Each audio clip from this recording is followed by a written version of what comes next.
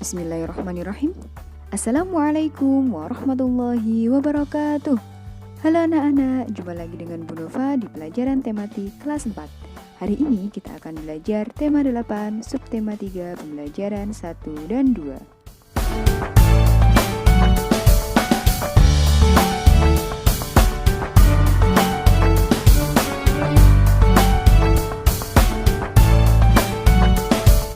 Subtema 3, bangga terhadap daerah tempat tinggalku.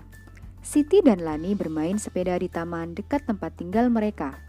Siti dan Lani bersyukur karena tempat tinggal mereka dekat dengan taman. Mereka bangga dengan lingkungan taman. Taman bersih, terbebas dari sampah.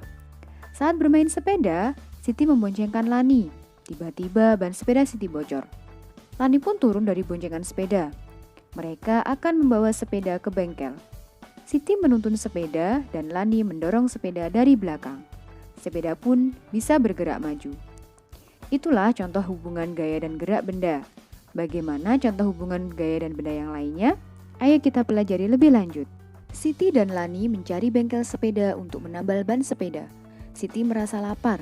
Tiba-tiba terdengar suara ting ting ting. Di seberang jalan terlihat penjual bakso dorong lewat. Penjual bakso mendorong gerobaknya dan sesekali berhenti untuk membunyikan mangkok sebagai tanda bahwa ada bakso. Siti dan Lani sepakat untuk makan bakso dahulu. Mereka memanggil penjual bakso. Selesai melayani pesanan bakso Siti dan Lani, tukang bakso melanjutkan perjalanannya. Siti dan Lani memperhatikan gerobak bergerak maju karena dorongan tukang bakso. Begitu juga dengan sepeda. Sepeda bergerak maju karena dituntun, didorong, dan dikayuh. Mendorong dan mengayuh merupakan gaya yang dapat menyebabkan gerobak dan sepeda bergerak. Anak-anak, masih ingatkah kalian dengan materi gaya dan gerak yang ada di subtema 1 dan subtema 2? Untuk melakukan gaya, kalian memerlukan tenaga. Dalam kehidupan sehari-hari, banyak peristiwa yang menunjukkan adanya hubungan antara gaya dan gerak. Hubungan gaya dan gerak yang pertama yaitu gaya mempengaruhi benda diam menjadi bergerak. Contohnya dalam aktivitas menutup dan membuka pintu. Dengan adanya gaya berupa dorongan dan tarikan, pintu bergerak membuka dan menutup. Yang kedua, gaya mempengaruhi benda bergerak menjadi diam. Nah, salah satu contoh peristiwanya yaitu pada saat bus yang awalnya melaju kemudian berhenti. Pada peristiwa ini, Pak sopir melakukan gaya dengan cara menginjak rem bus. Dengan gaya yang dilakukan oleh Pak sopir, bus menjadi lambat kemudian berhenti. Yang ketiga, gaya mempengaruhi perubahan bentuk benda. Contoh peristiwanya ada pada saat kita bermain plastisin. Saat bermain plastisin, kita akan melakukan gaya yaitu membentuk berbagai bentuk dari plastisin tersebut. Dengan gaya yang dilakukan, plastisin menjadi berubah bentuknya. Yang keempat adalah gaya dapat mempengaruhi perubahan arah gerak benda. Nah, contoh peristiwanya ada pada saat kita bermain voli. Pada peristiwa ini, bola dilambungkan ke atas sehingga bola bergerak ke atas. Kemudian bola dipukul ke depan sehingga bola akan bergerak ke arah depan. Sekarang, coba anak-anak buka buku kalian di halaman 138. Nah, ada peristiwa tentang hubungan gaya dan gerak di sana. Yang pertama, ada anak bermain ketapel. Nah, saat bermain ketapel ini ada pengaruh gaya dan gerak. Jadi yang batu awalnya diam, jika dikenai gaya dan ditarik, dia akan bergerak. Berikutnya pada peristiwa menimba dengan ember. Pada saat menimba air dengan ember, ada gaya yang dikenakan, yaitu gaya tarik. Jadi talinya akan ditarik. Awalnya ember diam, karena talinya ditarik, maka ember akan bergerak naik ke atas. Selanjutnya pada aktivitas pengrajin membuat gerabah. Pada kegiatan ini, gaya yang dilakukan oleh pengrajin saat membentuk tanah liat, mengubah bentuk tanah liat menjadi gerabah.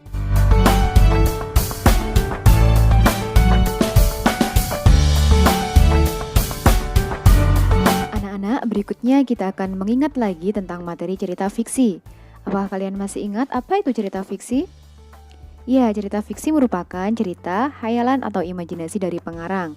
Nah, dalam cerita fiksi ada tokoh atau pelaku cerita. Nah, berdasarkan perannya, tokoh dibedakan menjadi dua. Yang pertama ada tokoh utama, yaitu tokoh yang mendominasi cerita.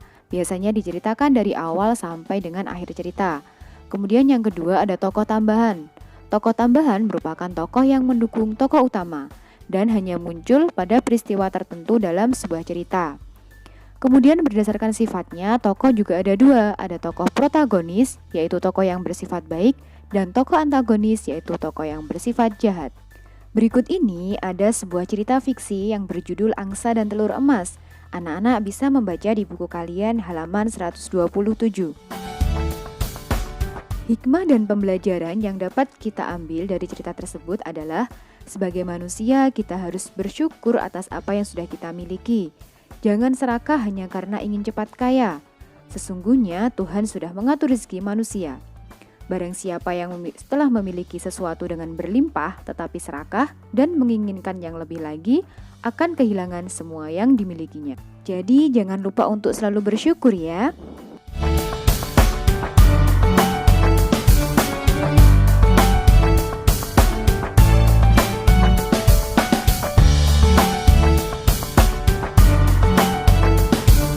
Pembelajaran 2.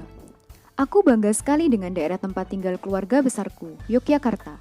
Di Yogyakarta ada kampung yang terkenal dengan kerajinan gerabah. Kampung itu bernama Kasongan. Kasongan terletak di Kabupaten Bantul, daerah istimewa Yogyakarta. Gerabah merupakan satu di antara karya 3 dimensi. Selain gerabah, benda-benda ukiran juga merupakan karya 3 dimensi. Apakah kamu dapat menyebutkan karya 3 dimensi lainnya? Dapatkah kamu menggambar benda 3 dimensi? Ayo kita belajar bersama-sama. Anak-anak, coba perhatikan gambar berikut ini. Gambar ini menunjukkan benda-benda 3 dimensi. Nah, seperti patung, bisa kita gunakan untuk hiasan. Tapi benda 3 dimensi tidak hanya untuk hiasan saja. Ada beberapa benda yang bisa kita gunakan untuk memenuhi kebutuhan kita.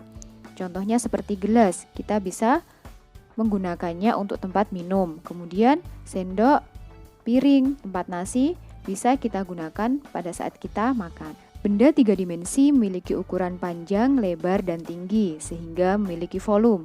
Benda-benda ini juga menempati ruang. Anak-anak, gambar adalah karya seni rupa 2 dimensi. Karya seni rupa 2 dimensi merupakan karya seni rupa yang memiliki ukuran panjang dan lebar. Objek gambar adalah benda-benda 3 dimensi. Benda 3 dimensi adalah karya seni rupa yang memiliki panjang, lebar, dan tinggi, serta memiliki volume. Unsur volume inilah yang menjadi pembeda antara benda 2 dimensi dan benda 3 dimensi. Benda 3 dimensi misalnya benda hias dan benda yang digunakan untuk memenuhi kebutuhan sehari-hari. Contohnya guci, vas bunga, meja, kursi, lemari, dan lampu hias. Berdasarkan pengertian karya seni 3 dimensi tadi, kita dapat memahami adanya ciri-ciri 3 dimensi sebagai berikut. Yang pertama, mempunyai panjang, lebar, dan tinggi. Yang kedua, dapat dinikmati keindahannya dari sudut pandang manapun. Yang ketiga, memiliki volume. Nah, ditinjau dari jenis bendanya, ada 3 jenis benda yang biasa dituangkan dalam gambar 3 dimensi. 3 jenis benda yang dimaksud adalah yang pertama, benda kubistis. Benda kubistis merupakan benda-benda yang berbentuk menyerupai bangunan kubus atau balok.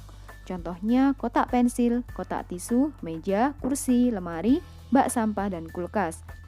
Yang kedua adalah benda silindris. Benda silindris merupakan benda-benda yang berbentuk menyerupai silinder atau elips. Contohnya botol, gelas, piring, mangkok, teko, dan guci. Yang ketiga adalah benda bebas.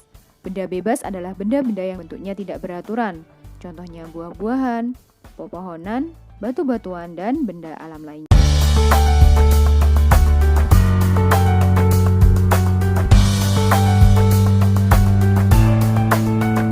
Untuk lebih memahami teknik dasar menggambar benda 3 dimensi, Bu Nova akan menyertakan link video cara menggambarnya di deskripsi video ini. Baik anak-anak, sekian pembelajaran kita hari ini. Semoga bermanfaat. Wassalamualaikum warahmatullahi wabarakatuh.